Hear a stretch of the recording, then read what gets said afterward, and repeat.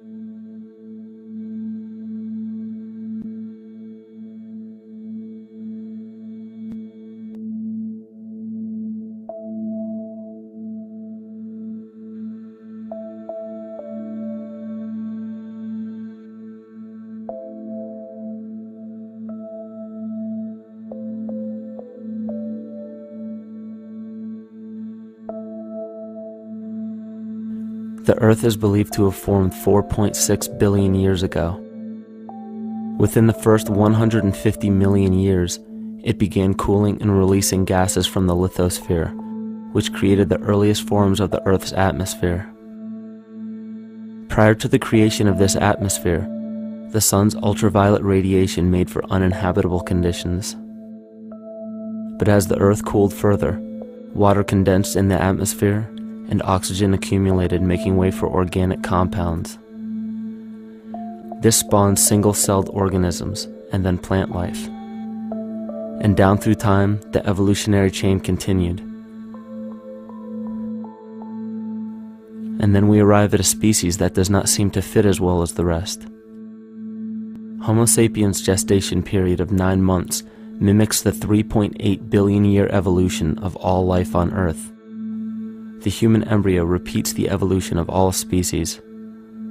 When the sperm and egg unite, this new creation is a single-celled organism. Within hours, this single cell divides and multiplies more rapidly than any other species. 4 weeks later, the embryo begins to develop gills mimicking aquatic life. A few weeks later, it develops lungs and a tail with reptilian appearance. From there, a mammal is recognizable, and then onto a primate form. It then sheds its laguna, which is the embryonic fur, and at last shows the characteristics of a human child. The human body is a community of approximately 50 trillion cells. Everything the body does, the cell does as well. Cells have respiratory and excretory systems. They feed, feel, think, and communicate with other cells. Trillions of cells make up a single organism called the human body, and billions of human bodies help make up the organism we call Earth. The Earth has more similarities with the human anatomy than you may think.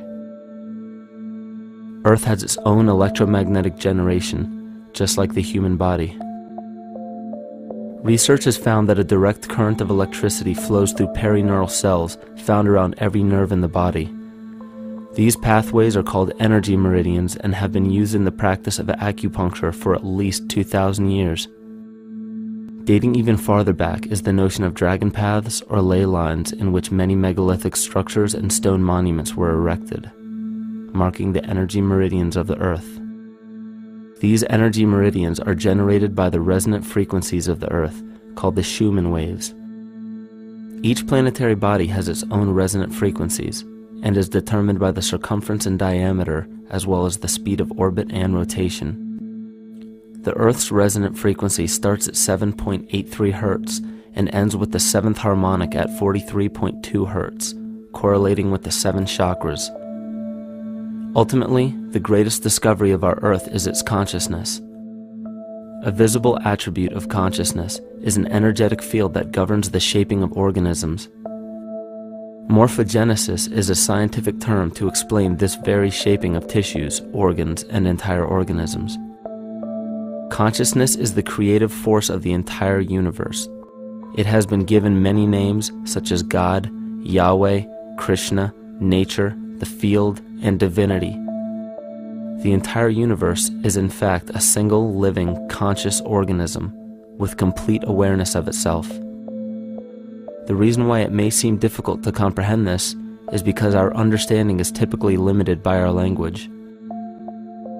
When we hear the term conscious organism, we tend to anthropomorphize its definition. By giving it human qualities, we mistakenly look past what an organism truly is in the first place. The definition of an organism is any living thing capable of response to stimuli, reproduction, growth and development, and maintenance of homeostasis as a stable whole. Our universe does all of these things. The consciousness of our universe is responsible for the form and purpose that all matter assumes. The Earth's resonant frequencies are a result of its form. These frequencies are responsible for biological rhythms, such as menstrual and circadian cycles, as well as behavioral and emotional patterns. The frequencies are then picked up by the flora and fauna, which are biological instruments that respond to the wave patterns. The wave patterns resonate in the cranial structure of our head and converge in the center of our brain, which is where we find the pineal gland. The pineal gland is believed in many cultures to be the spiritual third eye responsible for intuition. Descartes called it the seat of the soul where mind and body meet. Each individual cell in our body receives an electromagnetic impulse from our central nervous system. They receive the very same impulse that was disseminated to every biological instrument from the earth. An explanation of our conscious universe has been attempted by religion, science, and philosophy. The neglect of biological nature from any organism causes illness. A divorce from nature, exile from Eden, confounding of tongues, they are all symptoms not of a biblical God or deity, but the true self. The greatest and only threat to ourselves is a loss of self, the death of our divinity. As we barrel through history with oceans of information, yet barely a drop of wisdom, we have to understand how we lost ourself.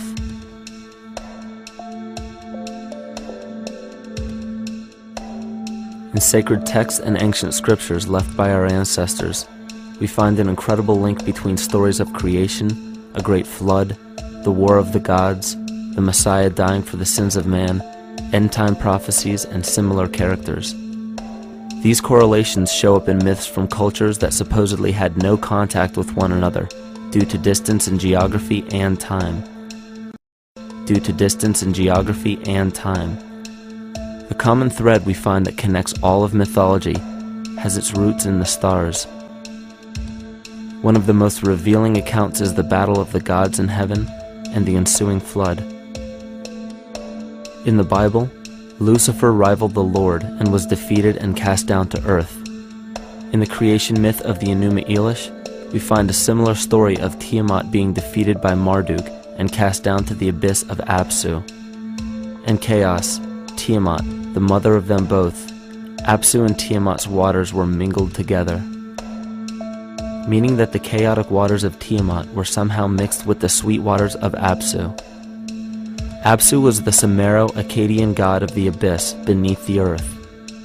Tiamat, also known as Lucifer, was known as a serpent or dragon and was defeated by Marduk.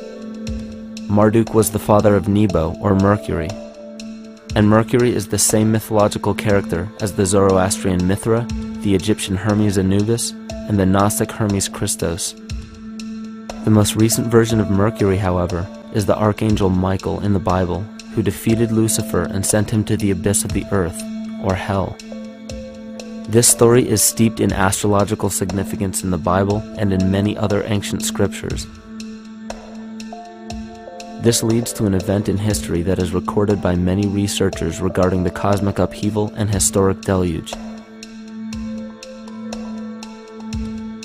William Commonus Beaumont states, "The flood immortalizes the collision of a fallen planet, later termed Satan, actually a cometary body with our Earth." Consider what this reveals. He postulates that a planet, later termed Satan, fell to the earth, creating the flood we see recorded in the Bible and other myths. Lucifer, or Tiamat, was a planet known to ancient cultures as the Glistening One, the dragon of chaotic salt waters. The light from the sun illuminated this planet's water, which gave it a glow that rivaled the sun's own light, which is where we hear about Lucifer rivaling the Lord. The Lord in this case being the sun, which sustains and gives warmth to the earth. The planet Tiamat, or Lucifer, was destroyed by a cataclysmic event that hurled the watery planet to the abyss of the earth. In the book of Enoch, it reveals, "And behold, a star fell from heaven, and when it fell to earth, I saw how the earth was swallowed up in a great abyss." The myth of the Ute Indians states, "The sun was shivered into 1,000 fragments, which fell to earth, causing a general conflagration. Then Tawats fled before the destruction he had wrought. And as he fled, the burning earth consumed his feet, legs, body, hands, and arms, until at last, swollen with heat, the eyes of the god burst and tears gushed forth in a flood which spread over the earth, extinguishing the fire." This myth resembles the translation of the Enuma Elish by Stephanie Daly in her book Myth from Mesopotamia, which explains that Tiamat's eyes became the source of the Tigris and Euphrates rivers. As written in the book of Revelations, "And there was a war in heaven. Michael and his angels fought against the dragon, and the dragon and his angels fought back. The great dragon was hurled down, that ancient serpent called the devil, or Satan, who leads the whole world astray. He was hurled to the earth." The Roman mythology of Ovid gives the story of Phaeton, which happens to be another name given to the watery planet Lucifer, or Tiamat. This story reveals that Phaeton was a child of the sun and wished to become the sun for a day. Phaeton attempted this feat, and eventually Jove, who is also known as Marduk, destroyed Phaeton, sending him crashing to the earth in flames and put out by a tremendous flood of water from a river unseen before. The common theme we notice here is that of a saltwater planet, the great dragon, Lucifer, Tiamat, or Phaeton, was defeated and fell to the earth, and now dwells in the abyss known as hell, giving us the outline of the story of Lucifer rising up against the Lord and being defeated and banished to rule the underworld. As we know, however, an outline is but a shell of a story. The inner meaning, the spirit of the myth, comes with a deeper understanding of the essence of each planet, not just the physical planet, but the conscious core, because we know now that the proportions and velocity of a planet gives them their own characteristic frequencies, which govern biological and behavioral patterns. These planets reflect the archetypal psychology of man. In ancient times, probably the most important field of research was the study of the heavens. Galactic bodies and their movement through the sky were known to be symbolic of the inner faculties within human consciousness. Within all organisms, outdated science has only explained the physical world measured by our five senses. Only in esoteric religions, mysticism, and quantum fields of science are we to find any attempt at explaining where thoughts and emotions fit into the sense-perceptible world. We also understand now that humanity is a community of cells within the organism of the Earth. The Earth, therefore, is a higher organism that shapes our form and function. This higher organism and all other planetary bodies are governed by consciousness, just as we individual humans are. Therefore, the Newtonian belief that galactic bodies are nothing more than lifeless forms floating in space is tantamount to claiming that we humans are nothing more than a composite of elements in motion. We know that this is untrue because we feel, we think, and furthermore we see the result of our consciousness creating what we call life. Plato wrote, "This world is indeed a living being, endowed with a soul and intelligence, a single visible living entity containing all other living entities, which by their nature are all related. Furthermore, the cosmos is a single living creature which contains all living creatures within it." And in an article out of the Sufi journal, the author writes, "The world is a living spiritual being. This was understood by the ancient philosophers and the alchemists who referred to the spiritual essence of the world as the anima mundi, the soul of the world." In scriptures, we hear of the claim that angels guide the inner soulful actions of people, or that the gods wield influence over man. Most ancient spiritual and scientific teachings held the belief that the hierarchies of the gods, angels, archangels, archai, all the way down to the cherubim and the seraphim, are the hierarchies within the human psyche. In this way, we must understand that when the whole of ancient myths and sacred scriptures speak of spiritual influence from a higher being, they were speaking of archetypal forces that are inherent within us, not an influence from an external source. This is where we begin to see the relevance of astrology as an ancient form of science that resurfaced in the 19th and 20th centuries under the name of psychology. Friedrich Nietzsche even stated, "As long as you still experience the stars as something above you, you still lack a viewpoint of knowledge." This is astropsychology and maps the inner faculties of the psyche. In pre-Christian times, there were schools known today as the mystery schools or the mystery religions. The messages encoded in the scriptures and ancient archaeology came from adepts of spiritual science. The intent was to teach the initiates the deeper meaning of these myths. What became later termed as Lucifer, Satan, or the devil was representative of the ego which rivals the Lord, the representative of the self. The true self is the epicenter of a person's entire being. It is the total sum of everything that we are. The false ego, on the other hand, is the idea and concept we create about ourselves in the course of our lives, which typically excludes any qualities we don't wish to accept about ourselves. However, humanity has been endowed with the freedom to choose either to obey the true self or to give in to the temptation of the vanity and materialism of the false ego.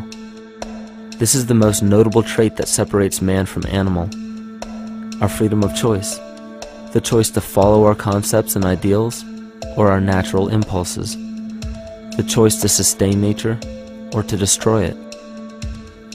This freedom of choice weighs on the fate of the entire organism that we call humanity. Cancer begins with a group of cells within a community that fail to communicate with the conscious signal of the organism. Those cells begin to grow out of control and spread to other areas of the organism. This very disease is evident in our world today. The cancer upon our earth is the domination of our false ego and our divorce from nature. Collectively, among every human, the cancer upon our earth is the domination of our false ego and our divorce from nature.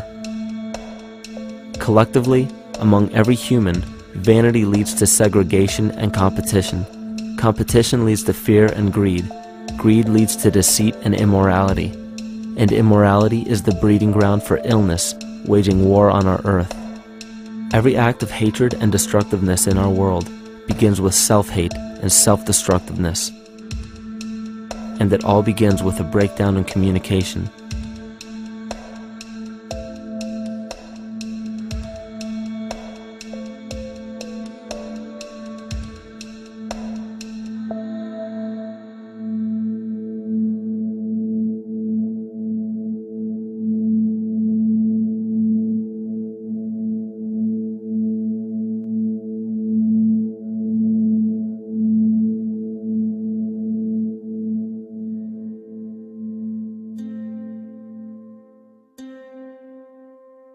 In nature, all that we perceive with our five senses is a result of two fundamental principles. Everything in existence is made of a relationship between vibration and matter. Vibration is a masculine creative force countered by matter, which is a feminine receptive force. Thus begins the principle of duality. We see this duality in ancient myths and philosophies, yet only those philosophies and scriptures that were perverted and raped of the original meaning gave the impression that one polarity was good while the other was evil. The original sages, adepts, and shamans taught that both are necessary, and one would not exist without the other. These two important principles come together to form all things in the universe. This is Kymatica. Even language, logos, the communication of any and all things in nature, depends upon this principle. Pete Peterson, in his works Cymatics, the Science of the Future, stated that nature shows examples of Kymatica in everything. This phenomena is found to be one of the prime forces that moves biological evolution along its path. Dan Winter reproduced an experiment to prove that the ancient languages of Hebrew and Sanskrit, when spoken, create a vibratory frequency that moved matter into sacred geometrical patterns. Upon further investigation, Hebrew, Sanskrit, Aramaic, Arabic, and other elder dialects have older roots in a parent language of Gaelic and quite possibly an even earlier origin. In Swami Murugesu's The Science of Mantra, he claimed that when a person chanted specific words in Sanskrit while filming a burning candle, the intensity as well as the color of the flame would change due to the frequency that the word would emit. This same science has been shown to lower and raise blood pressure. And in his own words, certain sounds can affect their circulation and nervous system. Whatever change such vibrations cause extends to the mind of a person and also to the surrounding atmosphere, causing warmth or coolness. All this can be known by study and shown by practice. This rediscovered knowledge of the science of sound shows that sound is something more than mere vibratory signals. Not only does sound interact with life, but it sustains and develops it. It acts as a conduit of conscious intent between people, societies, and entire civilizations. Yet the psychic illness we endure due to the domination of our false ego is reflected in the collective. Our psychological schism has shut us off from communicating correctly with our inner self, which is exactly how cancer cells within the body operate. In the collective, we have created a language barrier between humanity and the rest of nature, acting as a global cancer. Recorded in history, the efficacy of the ancient languages has been severely uprooted. The alphanumeric translation from Hebrew to English shows a complete reversal of the two languages, giving the cymatic effect unnatural results. Dr. Leonard Horowitz stated in his work on DNA, 1/3 of the sensory motor cortex of the brain is devoted to the tongue, oral cavity, the lips, and speech. In other words, oral frequency emissions spoken or sung exert powerful control over life, vibrating genes that influence total well-being and even evolution of the species. A degradation of language in this case is shown to affect biology. If something as basic and important as language can be degraded and devalued to such a degree, yet never questioned, what else might we be missing? Think of an aspect of your life that dictates the limits of your freedom. Government and law enforcement, insurance and pharmaceutical companies, taxes, building permits, driver's licenses, and more. There are hundreds if not thousands of stipulations, regulations, and boundaries on our freedom. And out of the ones that were just mentioned, how many have you researched to find out whether they apply to you or not? Let's look at the forms of law that we currently acquiesce to.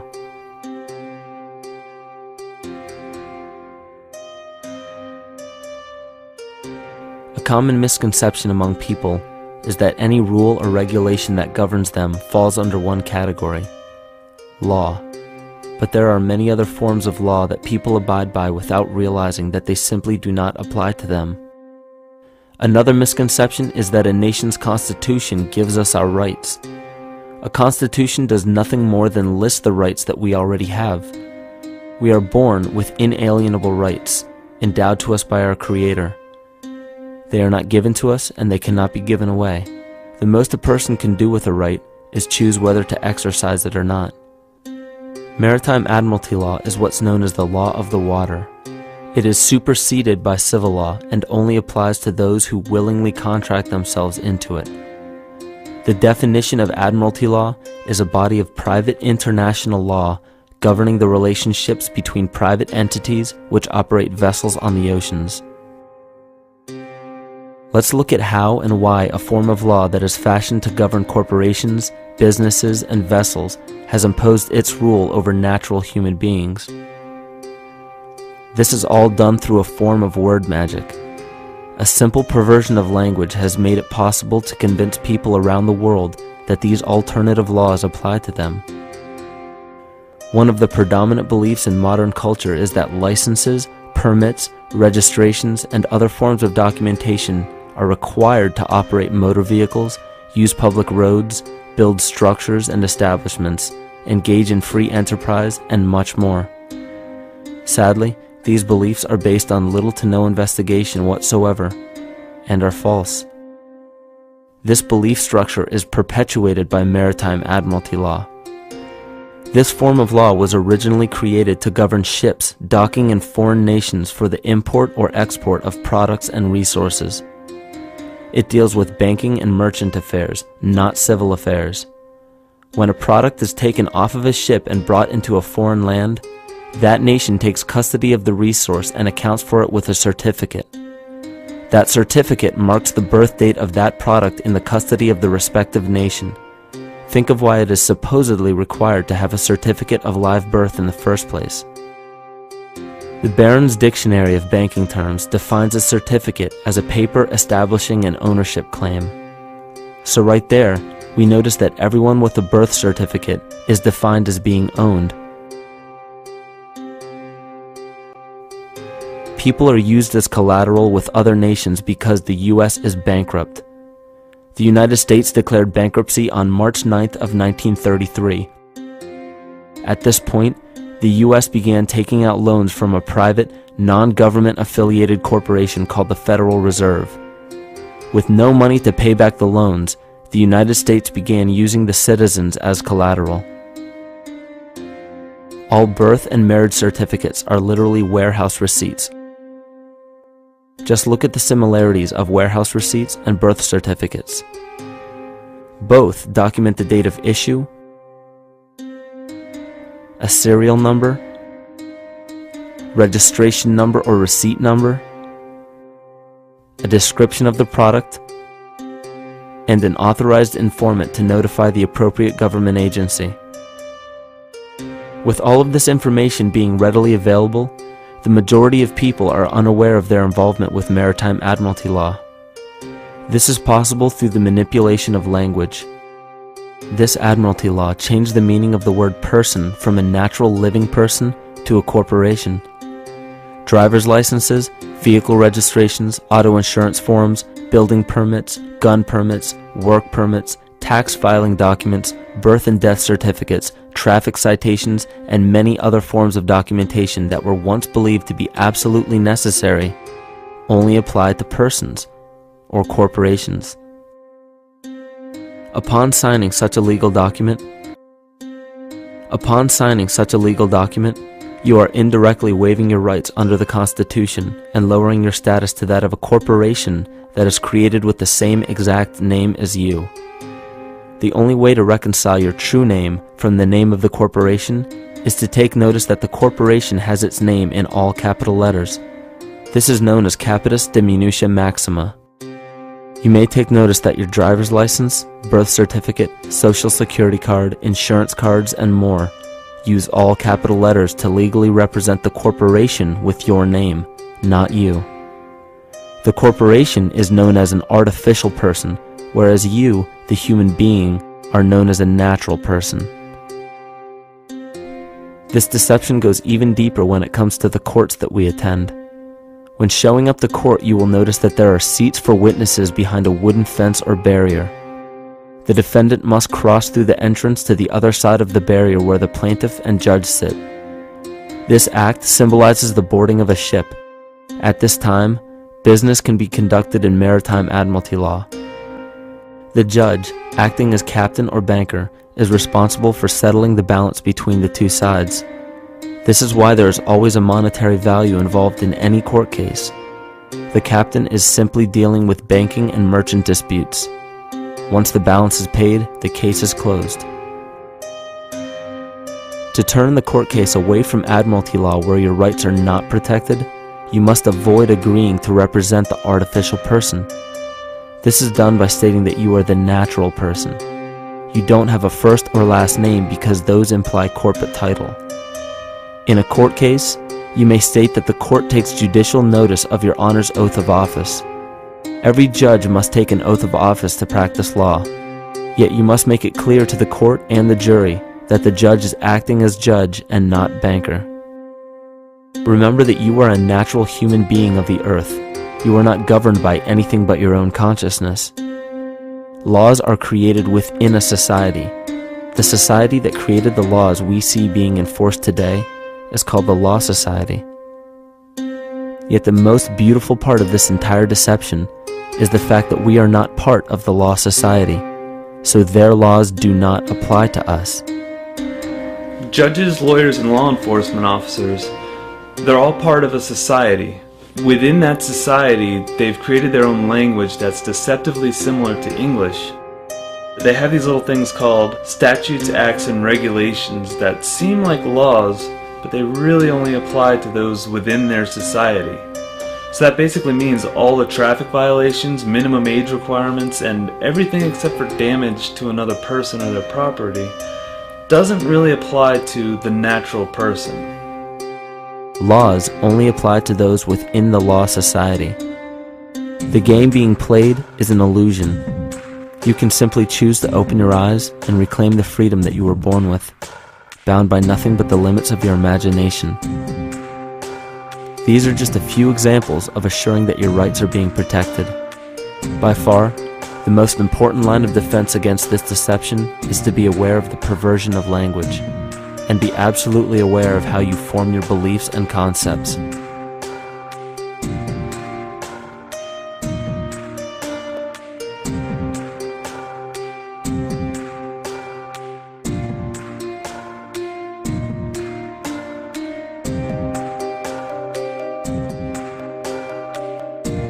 In all forms of the perversion of language, there is a mirror reflection of this in the microcosm of the psyche.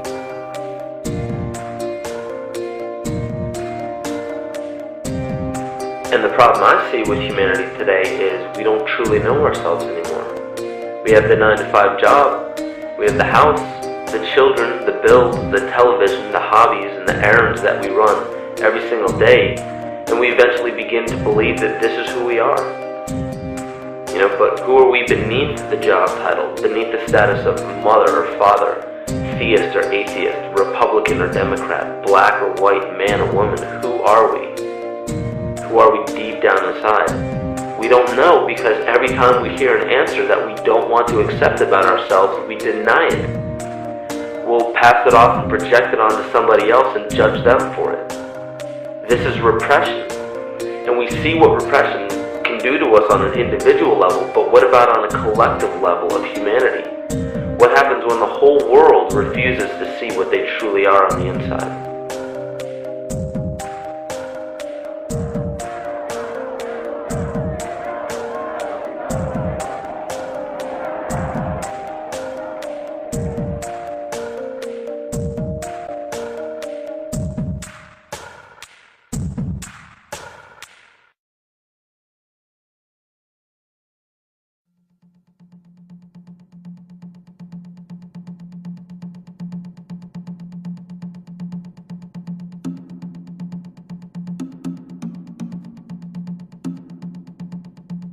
Carl Jung discovered that there is a collective unconscious connected to all humans, meaning that the whole of humanity shares a single mind with one another.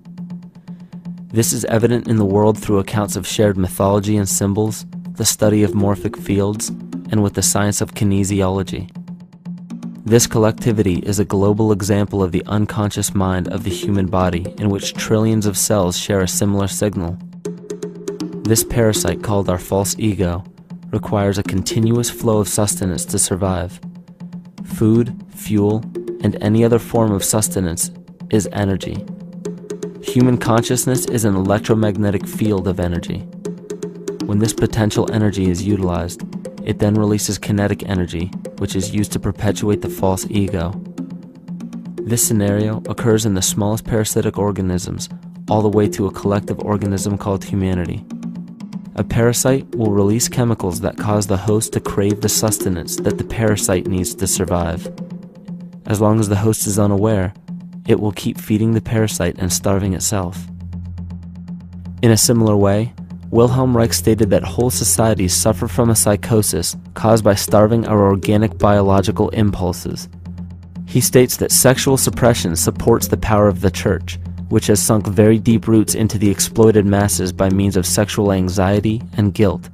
It engenders timidity towards authority and binds children to their parents.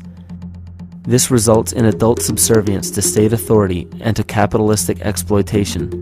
It paralyzes the intellectual critical powers of the oppressed masses because it consumes the greater part of biological energy. Finally, it paralyzes the resolute development of creative forces and renders impossible the achievement of all aspirations for human freedom. In this way, the prevailing economic system, in which single individuals can easily rule entire masses, becomes rooted in the psychic structures of the oppressed themselves. What Reich was showing in this powerful quote is that on a collective level, the suppression of a natural function, whether biological, spiritual, or emotional, will result in an abnormal reaction, a psychic disease. This illness or disease is reflected into the masses through a collective unconscious and acts as an epidemic. Humanity is plagued with an incapacity for freedom, meaning that people en masse lack the ability to govern themselves on a psychic level, and this manifests in the macrocosm as government and organized religious powers, thus opening the throne, our national and individual throne, to anyone and anything.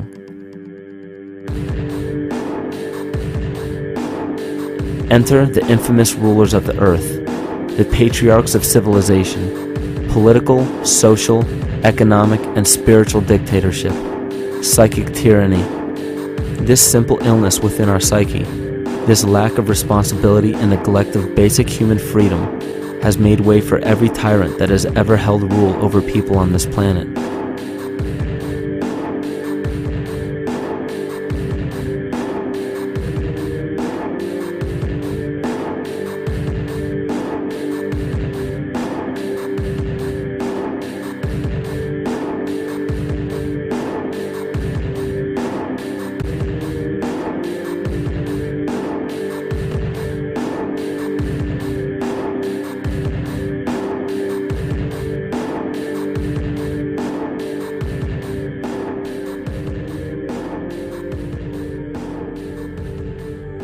But these oppressive tyrants that are demonized by the masses are no different than us.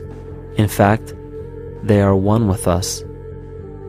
In the book The Prophet by Khalil Gibran, he poetically states, "I say, as the holy and the righteous cannot rise beyond the highest which is in each of you, so the wicked and the weak cannot fall lower than the lowest which is in you also." Every one of us has the capability to commit the most horrifying sin or show the most beautiful compassion to our fellow man. This is the very definition of an illness within the psyche and soul of man.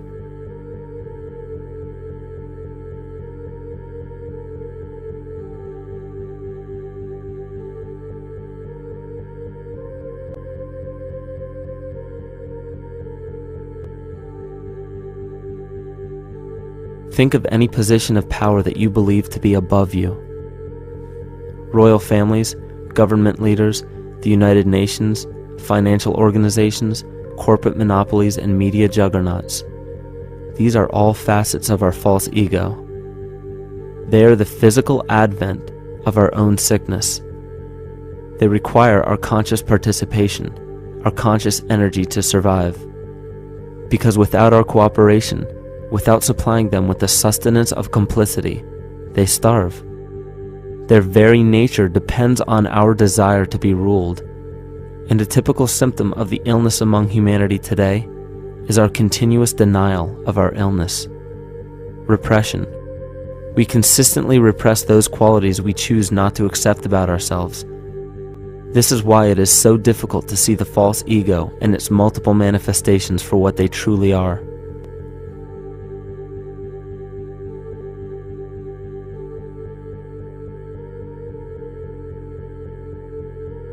This is the very nature of the false ego. It acts as a red herring to distract us from the freedom we truly have. For this psychic parasite to survive, it must supply us with a chemical that will cause us to remain dependent upon it. In this case, the sustenance is our conscious energy. And in order for us to feed it to the parasite, the chemical of fear causes humanity to crave protection and defense.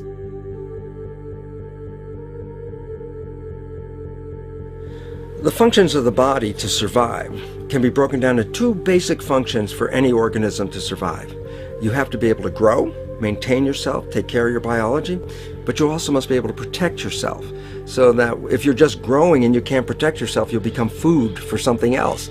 So the survival involves a balance between growth and protection. Through the history of human civilization and through human evolution, we recognize that our nature is to be in a state of growth, and that our protection is only supposed to be used to, help us out of that threatening moment. You can't be in growth and in protection at the same time. So the significance is, when we see a need of protection, the stress hormones in the body shut off the blood vessels in our viscera or gut, which is the part of the body for growth. Well, the issue is, if you took the blood from the viscera and moved it out to the arms, then you left no blood in the viscera. That means no growth. But you're ready to fight. And when your fighting is finished, then the blood returns back to the viscera and you grow again. But in the world that we live in today, it's 24/7 fear.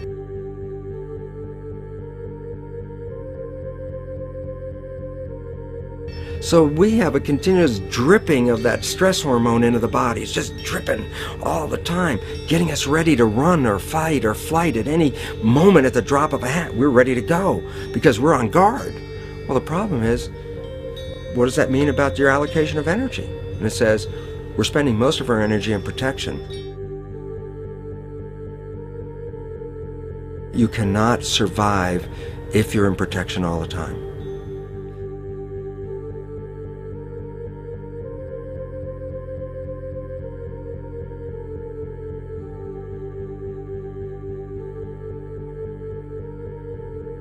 And if the parasite can control the nature of the fear, it can then create a fear among us that only it can defend us against.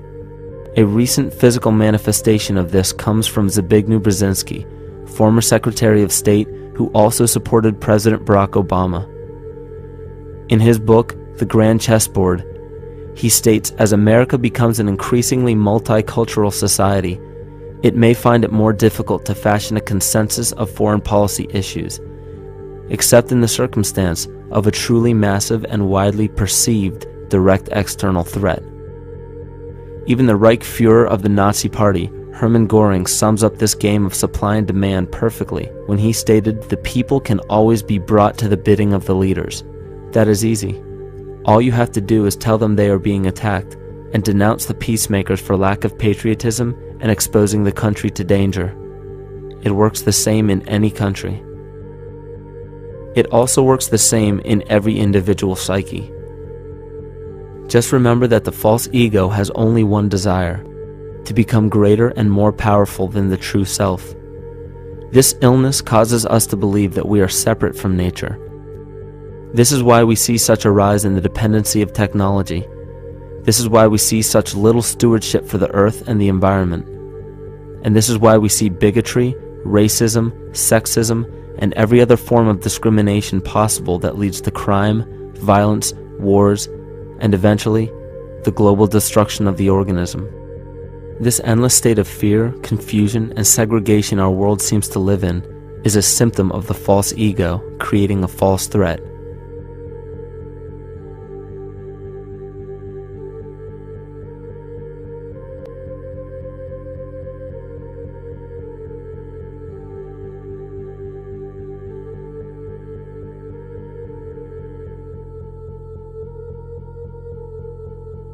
many of the United States presidents have blood relations with each other. The Bush lineage has blood ties to a great number of former presidents. George Washington, Millard Fillmore, Franklin Pierce, Abraham Lincoln, Ulysses Grant, Rutherford Hayes, James Garfield, Grover Cleveland, Teddy Roosevelt, William Taft, Calvin Coolidge, Herbert Hoover, Franklin Roosevelt, Richard Nixon, and Gerald Ford. Michael Tessarion points out in his work that Bush is closely related to every European monarch on and off the throne, and has kinship with every member of Britain's royal family.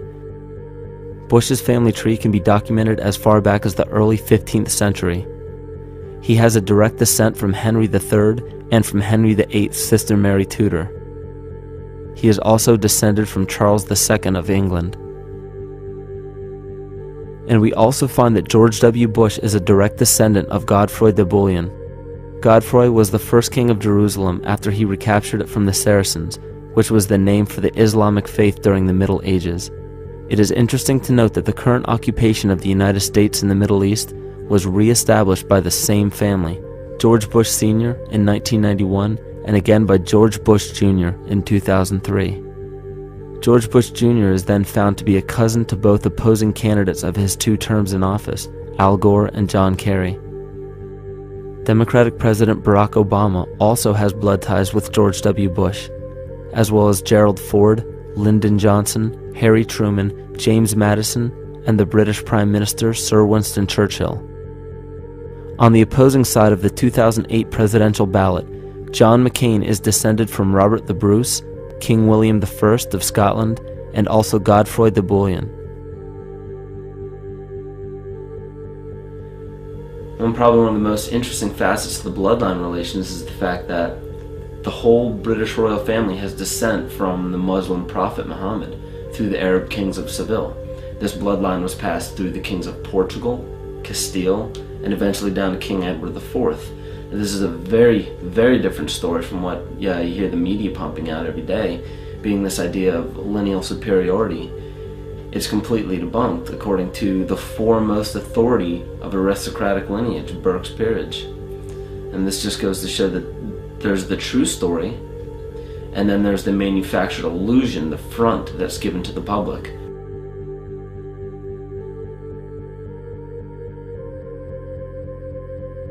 These blood ties go on and are documented thoroughly through literature such as Burke's Peerage and other comparable books.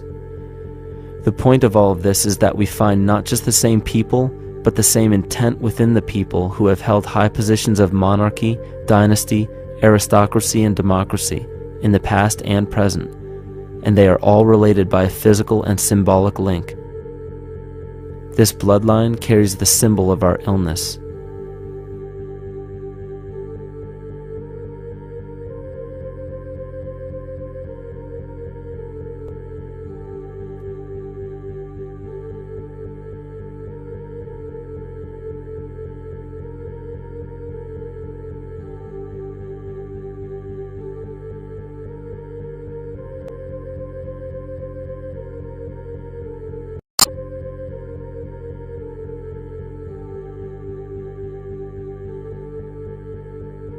The symptoms of our psychospiritual illness are the wars, terrorist attacks, artificial or man-made disasters, and leader figures. As long as the people remain oblivious to their inner drives and inner nature, they will always fail to recognize why these events take place and why these figures rise to such powerful positions. The reason why we have failed for thousands of years to conquer these archetypal rulers permanently is because for thousands of years we have been fighting the symptoms of an illness and not the root cause. For every corrupt government that falls at the hands of a revolutionary, oppressed people, 2 more will rise in its place every time, because the root cause of a corrupt government does not exist in the individual leading that government. It exists within the psyche of every individual, because an unaware host to a deadly parasite will do anything to avoid accepting his own incapacity for freedom.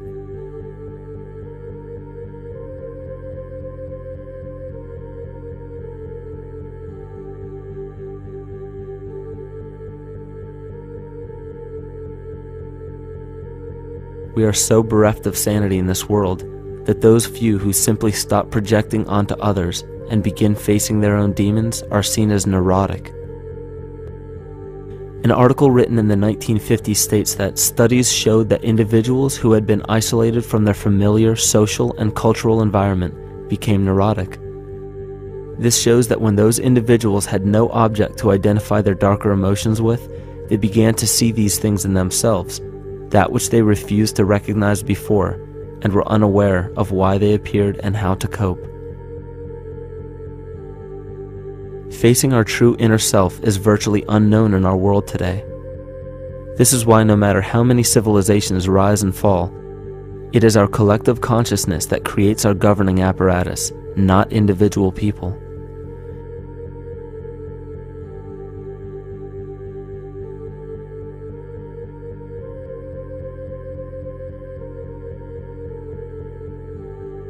And after countless attempts, you would imagine that people would realize that a physical retaliation may not be the solution.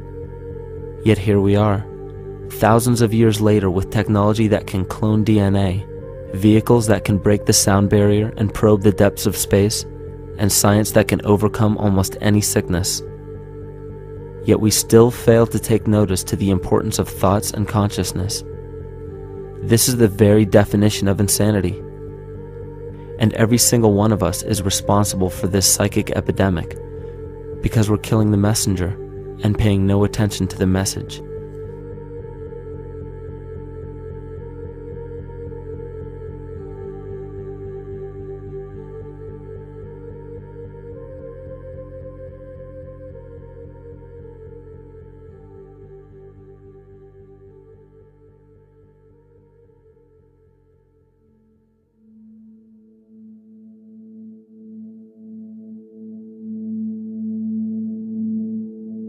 During the 1990s, 3 Nobel laureates in medicine advanced research that revealed the primary function of DNA lies not in protein synthesis as widely believed for the past century, but in electromagnetic energy reception and transmission. Less than 3% of DNA's function involves protein manufacture.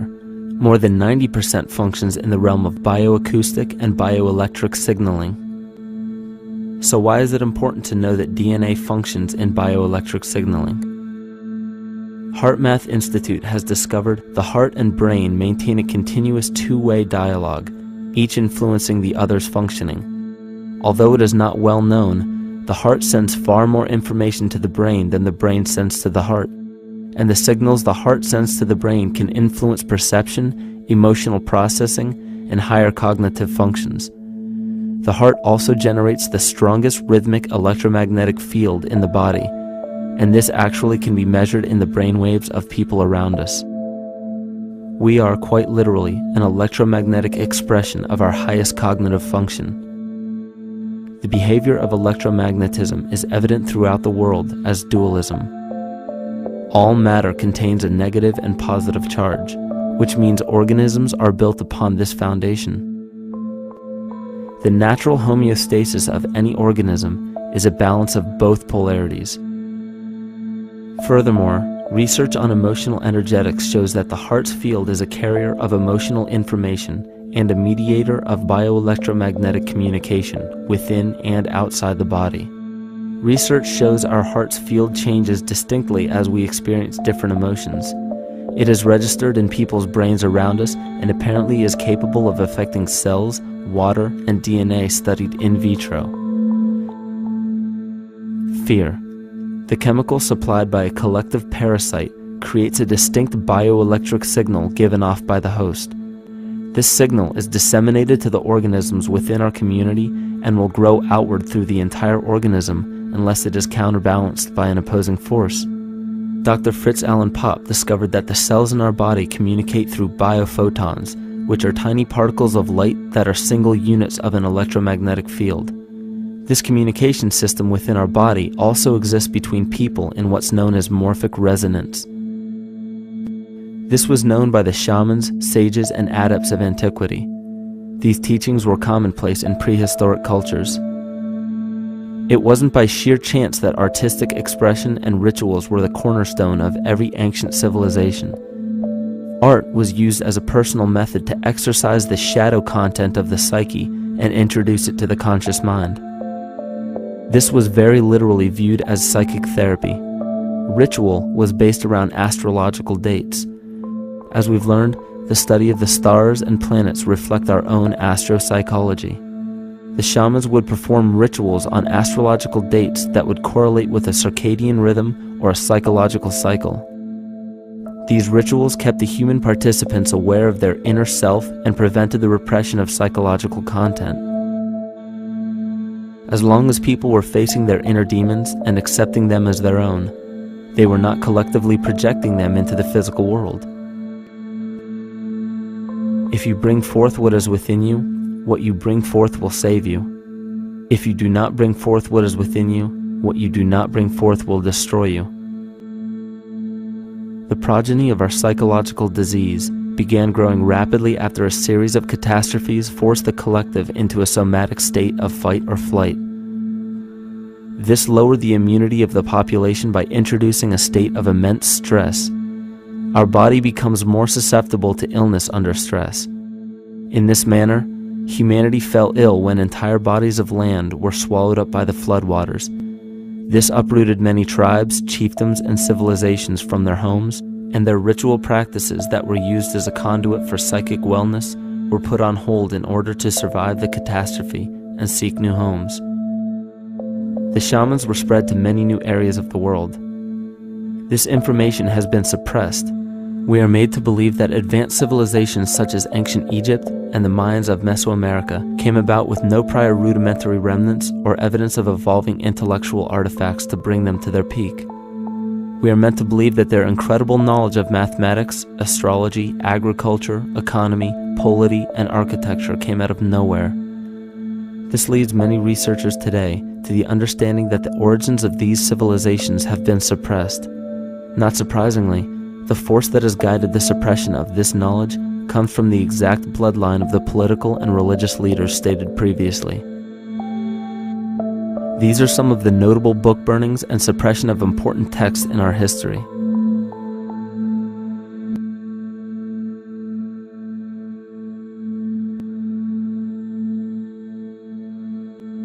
Yet after all of this suppression, there are still remnants of the dispersion of elder civilizations in nearly every country.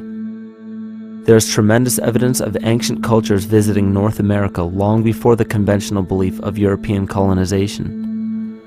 Barry Fell states in his book America BC, there are ancient inscriptions now being reported from nearly all parts of the United States, Canada, and Latin America, written in various European and Mediterranean languages in alphabets that date from 2,500 years ago. William Commonus Beaumont wrote, "The Toltec and Maya civilizations never originated on American soil, but appeared there full-blown, with a well-defined art and system of hieroglyphic writing which possesses affinities with Egyptian. It is found that there are thousands of prehistoric sites across New England and several other northern states showing inscriptions, carvings, and mounds created by Druidic mariners as far back as 800 BC. To suppress this information further, it was not only imperative for the bloodline to burn the documented texts containing true historical information, but to wipe out the cultures that derived from these ancient shamans. The most devastating genocide ever endured was and still is the annihilation of shamanic tribes. We've lost our traditional roots and don't know about ritual. The dragon dances and the ghost dances of the Native American Indians, what do you think that was all about? All the shamans of the world, when they do their rituals, they're doing that. Their work, harmonically through dances, is to strengthen the immune system of the earth. But they've been all murdered. So that was why in the 17th century, exactly the same period I'm talking about, there was an all-out agenda that when you come across indigenous people, you annihilate them. Columbus was sent on his expedition along with agents of the crown to disrupt the lives of the natives and seize mineral resources. He visited every island in the Caribbean, depleting the gold and taking as many slaves of the native Taino tribe as possible. 5 million natives were murdered within 3 years, according to Leah Trabic. Within 15 years, the Arawak tribe of 250,000 was completely wiped out. The population of the United States prior to European contact was greater than 12 million. 4 centuries later, the count was reduced by 95% to 237,000. From 1494 to 1508, over 3 million people had perished from war, slavery, and the mines. Who in future generations will believe this? I myself, writing this as a knowledgeable eyewitness, can hardly believe it. My eyes have seen these acts so foreign to human nature, and now I tremble as I write. Another agent of the false ego bloodline was Hernando Cortés, who decimated the Aztec tribe and plundered their mineral resources. This again was the case through Cortés's second cousin, Francisco Pizarro, who conquered the Incan Empire in Peru. These atrocities are seen throughout Africa, New Zealand, New Guinea, East Timor, and are still seen today in Canada. This was a deliberate attempt to bury any surviving remnants of the ancient world and our true history. It is a naive mistake, however, to categorize and blame everything and everyone involved with politics or religion for this suppression of knowledge. It is only natural for people to crave spiritual understanding when there are so many manufactured missing links and perversions in the spiritual text today. And due to this void of spiritual wisdom, honest and moral people who are simply trying to understand their place in this world become the prime consumer market for those who wish to exploit this vulnerability. To have enough power to run our own lives, basically. If we look at the New Age movement, for instance, which is another kind of trap in all of this, where people might end up actually. They're looking for something so bad that they're taking all these things that are handed to us or to them, but it's not really based on any real understanding. It's still kind of coming from a religious type of perspective. People are genuinely seeking something new. They're genuinely seeking a new type of spirituality, or to better themselves, or to change something, but this is being hijacked. And what they actually do is that they lead you into another type of group mentality or New Age religion, whatever it is, and people still are not able to kind of really break free from that and follow their own journey or their own path, which I think is very important in all of this.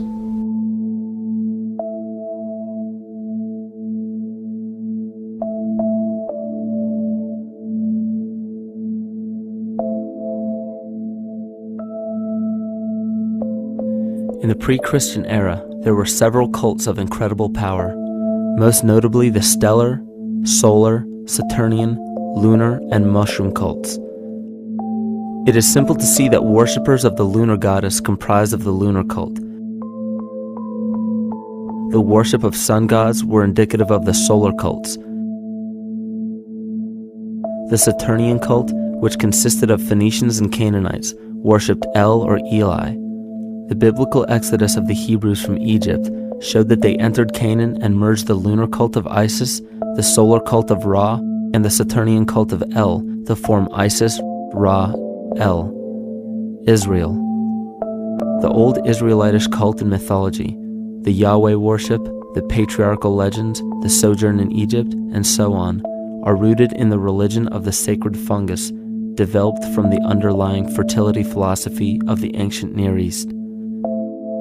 The Jewish mitre, Muslim turbans, and military berets are derivations of the symbol of the mushroom cult. One of the first and most prominent, however, was the stellar cult, and a number of these ancient cults were created for shamanic purposes and earthly stewardship, yet some were taken over with different intentions. Just as you would imagine in any establishment of power, smaller cults formed within the main cults to worship individual deities. The cult of Mithras and the cult of Dionysus are 2 examples. You still today can see the Mithraic or Phrygian cap on the symbol of the seated Liberty dollar, the coat of arms of many countries, the reverse side of the flag of Paraguay, the seal of the United States Senate, and even involved in the solar cult holiday that we now call Christmas. In the cult of Dionysus, many festivals were celebrated, such as the Greater Dionysia, celebrated in Athens around the spring equinox. The foremost event in this festival was the Thymelic contest, in which poets, musicians, and entertainers performed in an open-air theater. Musicians did not have to pay taxes, and members of the Artists Guild did not have to participate in military affairs. The cult of Dionysus is still alive to this day as the entertainment industry.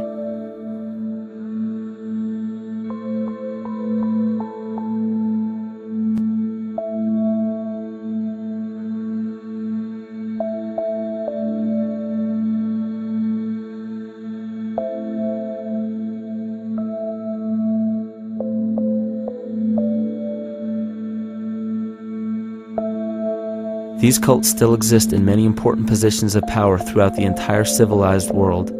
Yet the most important function of these groups is to manufacture the consent and complicity of the people. The conscious mind is the creative mind. It's the one that has your personal identity into it. It does the real thinking. And then there's a subconscious mind. Well, there's no entity in it. The subconscious mind is the equivalent of a tape player. It records behaviors, and then at the push of a button plays a behavior. It's automatic. It's a very convenient thing, because then we don't have to relearn all the time. Once you know it, you can make a pattern. The problem is that the basic patterns of belief and behavior that are programmed in the subconscious mind came from our teachers, primarily our parents, our family, and our community. So most people don't even understand how easily we're influenced by our environment.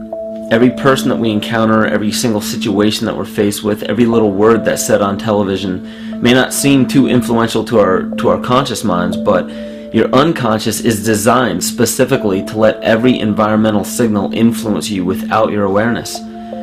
So the question is, are we leading conscious or unconscious lives? And now neuroscience has told us in the unfolding of our lives, only 5% of our life is controlled by our conscious mind, and 95% of the time controlled by the subconscious with programs from other people that were installed in there.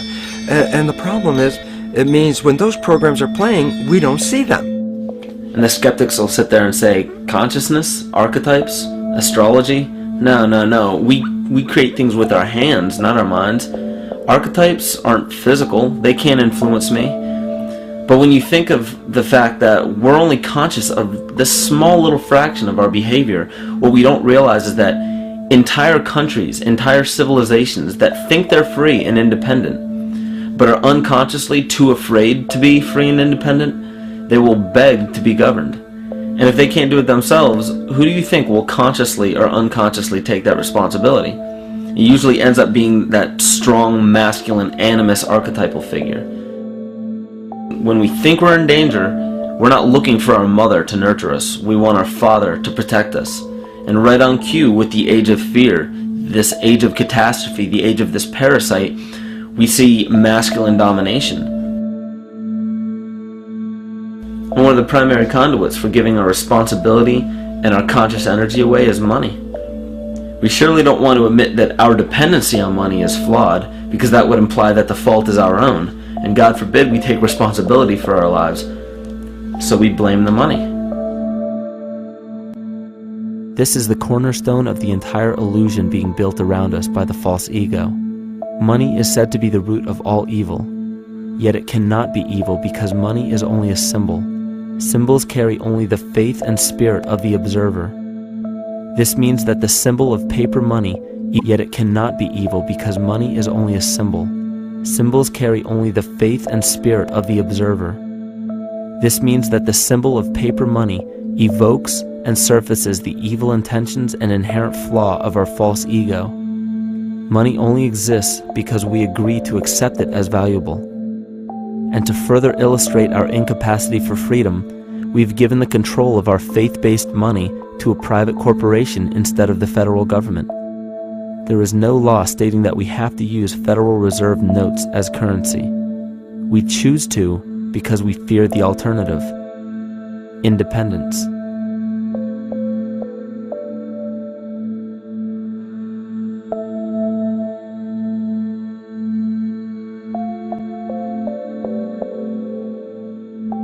But it's not even really about money, it's about energy, because money is simply this material thing that allows billions of people to crave just one thing and put their energy into the same thing.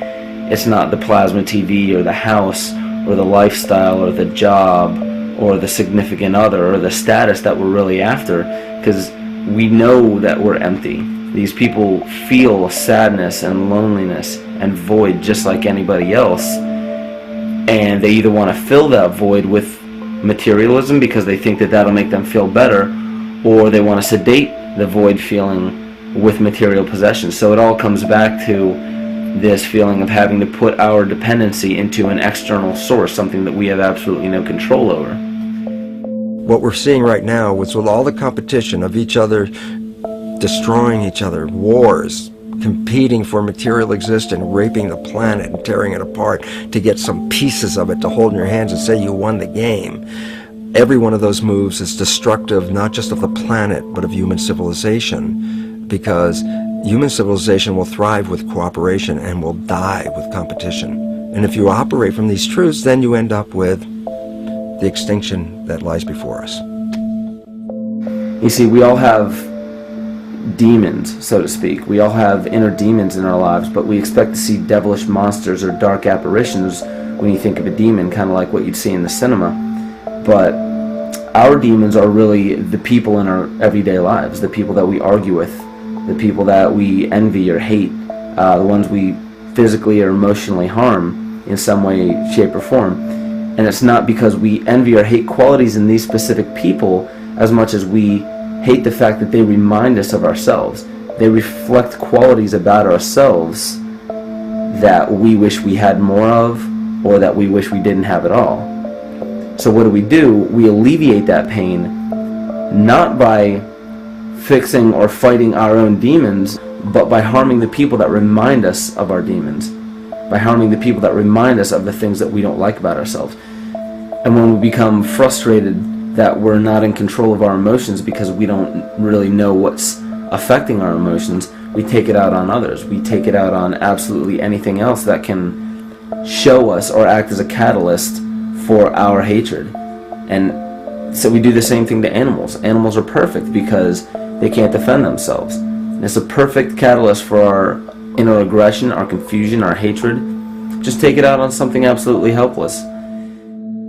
Just imagine how unconscious a person has to be of his or her actions to torture or mutilate or brutalize any living thing.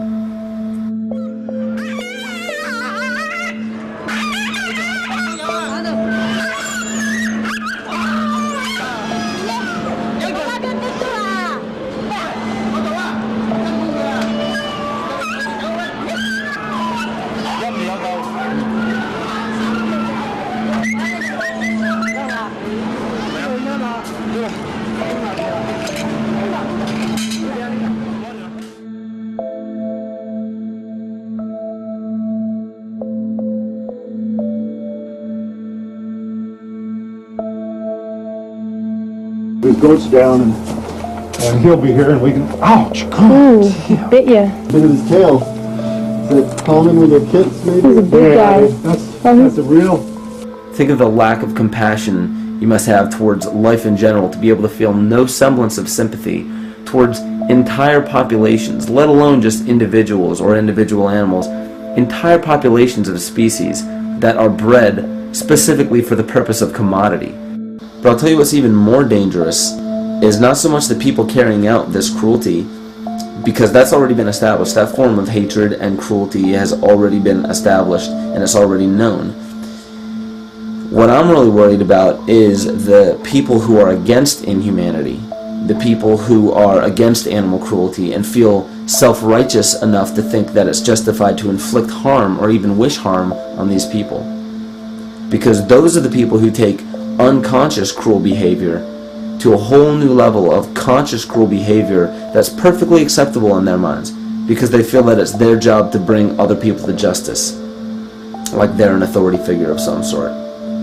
Those are the people who will have a much harder time figuring out why they harbor so much inner hatred and resentment. They don't seem to realize that it's just another form of the same exact hatred. So to keep from facing our inner demons consistently, what do?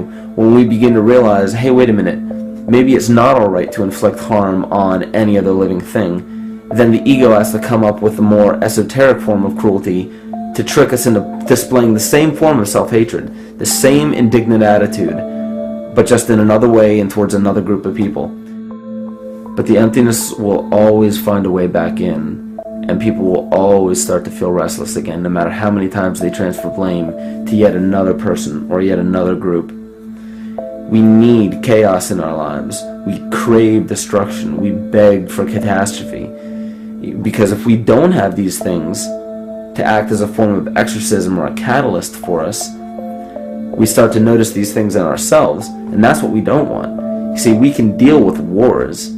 We can deal with terrorism. We can deal with stock market collapse and economic collapse. We can deal with these things. But once we start to notice this chaos within ourselves, that's what we're really afraid of. We'll take 1,000,000 September 11ths over one moment of true insight towards our self-hate.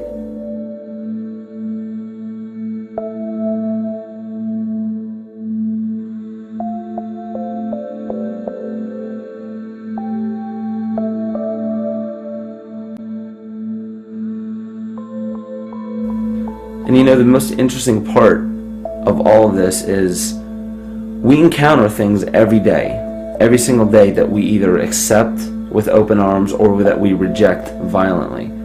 The interesting part is not really what we're accepting or rejecting as much as what it is inside us that makes us feel compelled to a certain thing or repelled from a certain thing. There's this fundamental dual behavior of muscular strength or weakness, attraction or repulsion. And what's interesting about this is when you realize that consciousness, awareness, that intangible essence that animates all matter into what we see around us as life, that is where you will find the origin of this dual behavior. It's been explained as the inhalation and exhalation of Brahma, the contraction and the expansion of Ahriman and Lucifer in an anthroposophical setting, the active and the passive qualities in electricity, the masculine and feminine qualities, yin and yang, existence and nothingness. These are all ways to explain the same behavioral process that begins with awareness, it begins with consciousness. And if you get rid of all the images and concepts in our minds of these sayings in your head and just try to feel the difference between the two polarities, you'll begin to notice that all of the different scenarios and possibilities that are playing out in the world all spawn from this common origin. You'll have 1,000,000 people telling you why the Bible is supposedly the Word of God and that you should follow it word for word. And then you'll have another 1,000,000 claiming that it's a form of mind control and not to believe any of it. Everybody will tell you to beware of this or watch out for that. This is good information, this is bad information. And I just have to wonder, what makes anyone an authority figure enough to say that something is true or false? And why are you denying or accepting anything based on the suggestion of another person? Why aren't you making that decision for yourself? Information is information. There's no such thing as good or bad information. It's all what you do with it. I say let everything be your Bible. Give every piece of information, every person, every event or scenario or situation an honest and open mind. Because then it's your responsibility to respond to it in the way that you choose.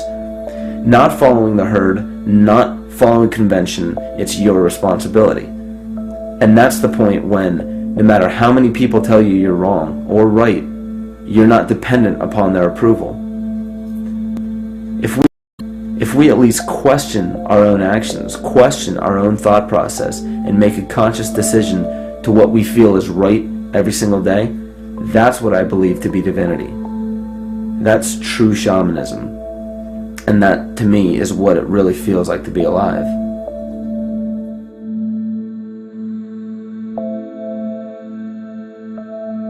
In this conscious, living universe, there are no laws of nature, just habits.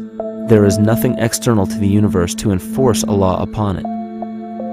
The illusion of a fixed law of nature is only the result of there being no need for that habit to be broken. When habits need to be broken to ensure the survival of the organism, we see this event in nature and call it evolution. The collective mind shapes our evolution. And a great example of this is the experiment done by John Cairns in 1988. His team put lactose-intolerant cells in an environment with only lactose for food. Under a law of nature, every one of these lactose-intolerant cells would have died. But surprisingly, they all survived. Every one of them understood the problem that they were facing and replaced the defective lactase enzyme with a functioning one to utilize lactose for food. If a cell has the ability to decide how and when to evolve because it's facing extinction, then anything can. The existing beliefs are that a human body is a biochemical machine controlled by genes, and therefore the behavior, emotions, and character of our biology, our health, our lives are controlled by genes which we don't control. So this is what we taught people. You're a victim. Genes control your life. You didn't pick them. You can't change them. The genes you end up with program what's going to happen. My experiments on stem cells, which I started in 1967, I'd isolate one stem cell, put it in a petri dish, and then it would divide every 10 hours.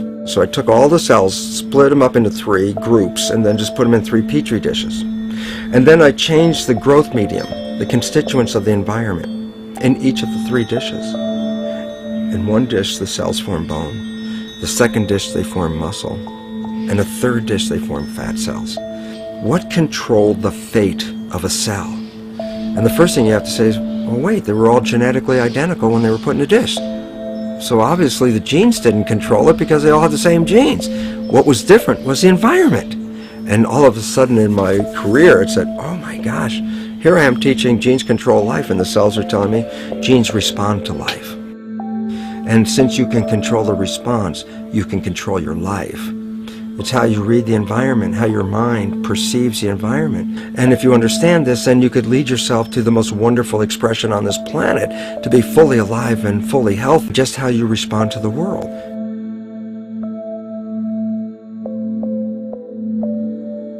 In the face of financial collapse across the world, political and religious wars raging tirelessly, and an ever-growing feeling of being lost and void of meaning, there is a great amount of energy being pushed to the surface of the collective mind. Evolution does not come about gradually. It happens in spurts and fits, and comes about due to a tremendous need for the organism to survive. We are now at a point in history where we will choose.